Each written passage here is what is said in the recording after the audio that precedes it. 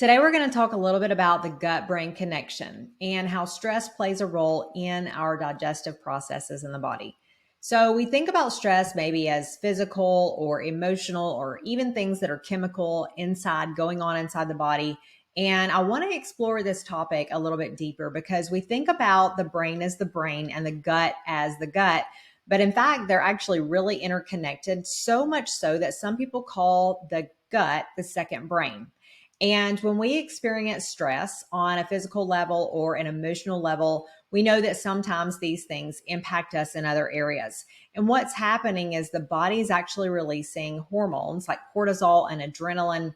And when we release too much of these hormones, we have a negative impact on the gut. It can cause things like nausea, stomach pain, bloating, kind of getting those butterflies in your belly. But if we have chronic stress, no matter if it's emotional or if it's physical, the body doesn't really know the difference. It just knows that there is a stressor there, and it can lead to different types of disease processes, even things like irritable bowel syndrome, inflammatory bowel disease, and other conditions like autoimmunity. So today I want to talk to you a little bit about the 5 ways that you can improve your gut-brain connection so that you can work to heal your body and this system naturally. So the first thing you really want to consider is optimizing your nutrition. There are nutritional deficiencies in the body. Of course, we know when we're not getting the right vitamins, minerals, especially those ones like vitamin D, zinc, and magnesium, those can contribute to gut-brain imbalances. And you can use a blood test to identify which ones you really need additional support with. But really, the best way to support these systems is to make sure you're getting plenty of good, healthy, colorful fruits and vegetables. Those are the things that are going to bring in the good, healthy bacteria to balance your gut bacteria. And then you want to get really good quality animal protein so that you can make sure that your animals, they're being treated humanely and they're giving you a good source of nutrition. Also avoiding things like processed foods, sugars, those things that you get from an aisle in a package. Those are foods that typically lead to inflammation in your gut. You also, number 2, want to avoid food sensitivities.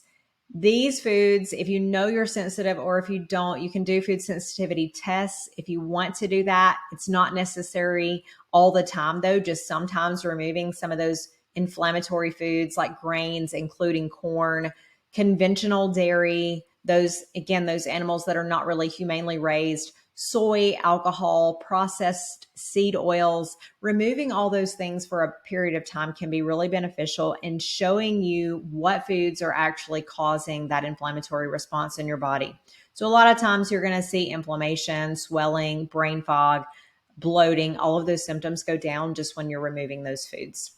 The third thing you want to consider is targeted detoxification.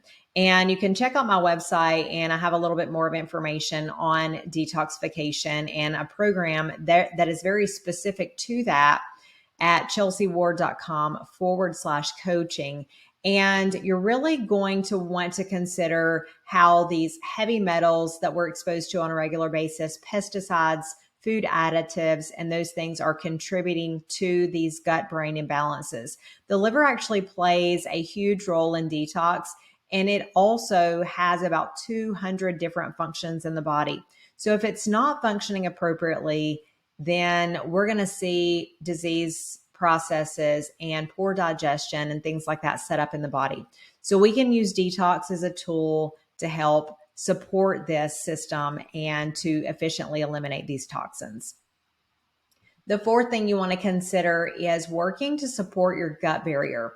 So a healthy gut barrier is really important for the gut-brain connection because that's kind of what seals the deal and inside the digestive system and prevents food and chemicals and toxins from going from your intestinal area into the body, into circulation where they don't belong.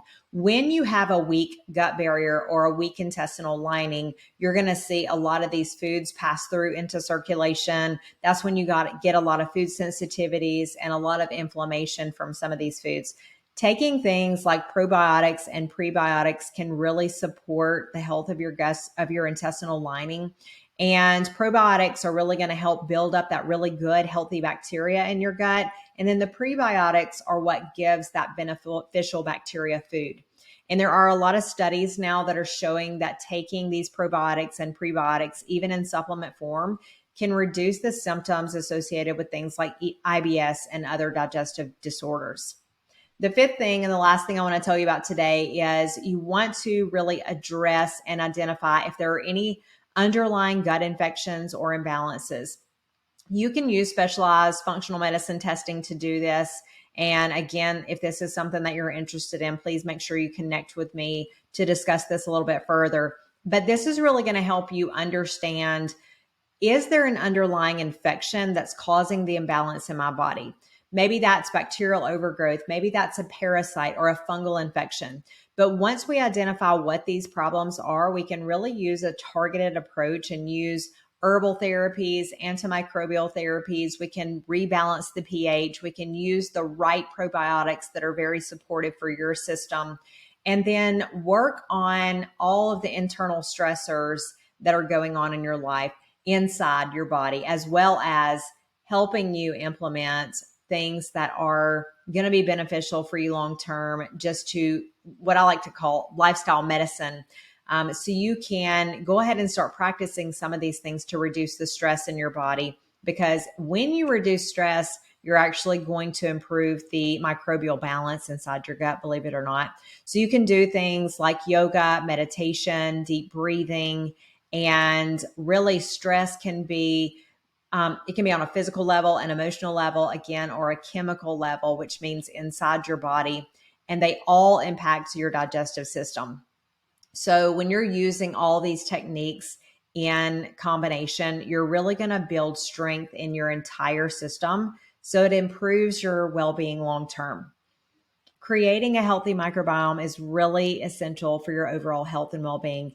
I believe it's really the number one piece to the puzzle that so many people are missing today. And that's exactly why I created the Go With Your Gut program. And it's a comprehensive program that really aims to improve your health at a cellular level.